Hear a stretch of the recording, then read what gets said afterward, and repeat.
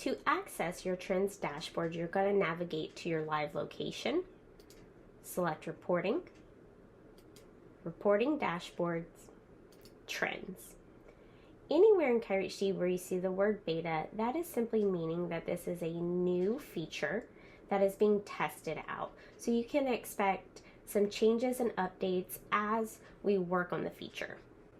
The Trends dashboard provides metrics over different periods of time. You can analyze this data on a weekly, monthly, or yearly basis. You can also use this quick date selector to select a quick date range, or you can manually select your desired start and end date. If I use the quick date selector, it will automatically change my start and end date for me. Total income will display the total revenue over the selected date range. So this is your collections for your office. Insurance collections shows the amount collected from insurance companies through the posted EOBs. So this means there has to be a payment amount posted from the EOB posting screen. Refunds will list the total refunds processed in your office for the date range.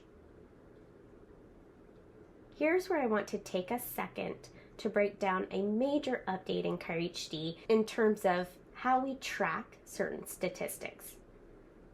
We want to break down the terms visit and encounter. If I scroll over this question mark, it will give me a definition. As you can see here, this message is displaying that these charts are using our new defined visit and encounter definitions, and we will be updating the rest of our application with these terms as we move on. Previously, a visit was simply defined as a matching charge, and a patient could have multiple visits on the same day. We also did not have a metric for patients who have multiple visits in the same day. So in order to standardize our platform and make it easier to bring various types of dashboards, we'll be moving forward with the following definitions. These definitions are widely recognized in the broader healthcare space and are most aligned with standard healthcare guidelines. I want to start with the term visit, since we were just saying before, visits just matched a charge that was being tracked on a patient's ledger. Now, a visit is defined as a single data service for a patient. So a patient will only ever have one visit for a day, regardless of how many charges or encounters they receive for that day. There will only ever be one visit. So that's one single data service for the patient. Versus an encounter is based on a charge service that is configured as an encounter. A patient can have multiple encounters in a single day, but only one visit. So let me break down what an encounter is. An encounter is individual charges added to a patient's ledger within a visit, within a single data service. Okay, so what counts as a charge or an encounter? If you are on your system dashboard and you go to System Settings, System Configuration, Tracking and Reporting, any service that you have listed in one of these buckets is considered an encounter. Each individual charge that is listed in one of these buckets and they go on a patient's ledger is considered an encounter. For example, a patient has the following appointments on the same day. They have an adjustment appointment, a massage appointment, and a stretch therapy appointment. The patient received an adjustment service, so one that's listed here. They received a massage service or charge, so that would be an encounter listed here. And they received a stretch charge, also called an encounter, listed here. This is just an example of a charge. Yours will look different, as this is my test office. Each of those single charges that were listed on the patient's ledger is called an encounter. So for that day, the patient would have 3 encounters, those 3 tracked charges, and 1 visit, because that's one single data service that they came in. So again, with that scenario, the patient received 3 encounters, but 1 visit for that date. And that is what will reflect in your trends dashboard. So again, I want to point back to this dashboard. When you are toggling between visit and encounter, visit is a single data service. There will only ever be one for a patient. Versus encounter are those tracked individual charges that have to be present on the patient's ledger and have to be set up under your tracking and reporting, because that tells the system what to track and report on. Now that visit and encounter has been defined, you will use those definitions to run the various metrics that you're looking for. Income per is saying the total income, so that's this metric, divided by your total visits, your single data service. Or income per, I could select that I want to know my total income divided by my total encounters, those each individual charge. You can see as I select what option I want to run, it will change the definition. Charges per will give me total charges divided by total visits or encounter. I could also select, do I want to see within that date range the total number of visits or total number of encounters for the date range selected above. Your new patients metric is defined as a charge matching the new patient criteria in sister configuration. So again, if I go back to my tracking and reporting page under my system configuration page, a charge or an encounter has to be listed here. It's important that you understand that you only put the service that counts as your new patient exam in your office. You will not list here every service that they may receive on their new patient appointment. You would not list here your x-ray services, an adjustment charge, anything like that.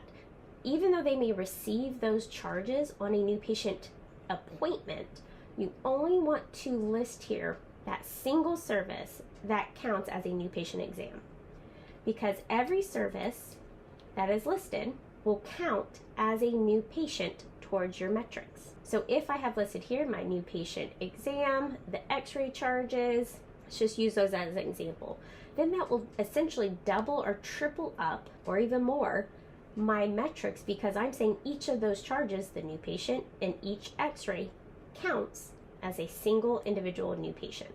And that's not true. We just want to list our new patient exam service. So again, that new patient metrics is looking at what encounters count as a new patient. I also want to stop here and define what NP, IMP, and EMP stand for. NP, or new patient, is a patient that has one new patient encounter in the date range. Again, we just covered that, but that would be pointing to your new patient encounters listed under tracking and reporting. Again, keep in mind, your services are going to look different than mine. They're listed, this is my test office, your office will be different. And INP is an interested new patient. That is defined as a patient whose second visit after their new patient visit falls within the specified date range. So what that means is, it doesn't matter when they've had their new patient appointment or when they've had that first visit after the new patient appointment. It is when do they hit the status of having that second visit after the new patient visit. So technically their third visit in your office. When do they hit that status? If they hit it within the specified date range, then they will count as an IMP. So again, if they've had their new patient visit a year ago and they had that first visit after the new patient visit, say that visit was 2 weeks after, but they did not complete that second visit after a new patient, so again, technically the third visit in your office, but the second after a new patient, they did not hit that status, hit that appointment until this date range. Well, then they would count as an interested new patient.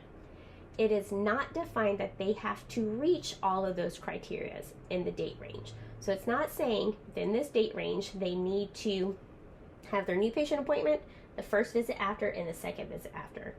It's when they hit that final status, that final criteria in the date range. ENP, or established new patient, is very similar to interest new patient. The only difference is instead of the second visit after a new patient, it's looking at that fifth visit after the new patient visit. So again, technically that would be your sixth visit in your office because they had the new patient, which counts as one, and then 5 visits after.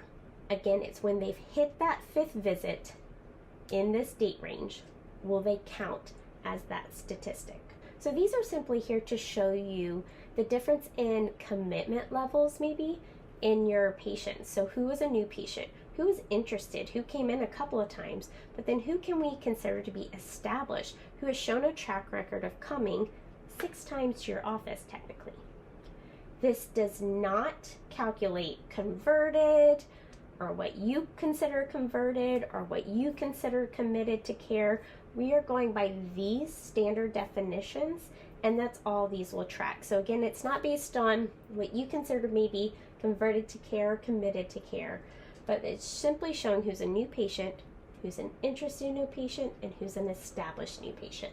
If I hover over the bars, you can see it will give me the number and the category that's tracking. So here's my new patients, my interested new patients, and my established patients. So in conclusion, this trends dashboard just shows those trends over time with various metrics of our office. And we want to introduce those new definitions that we're going to be using in CareHD and how those are calculated. How those are calculated are not going to change, but we want to make sure they're defined and understood, as this is what our metrics dashboard will start reflecting.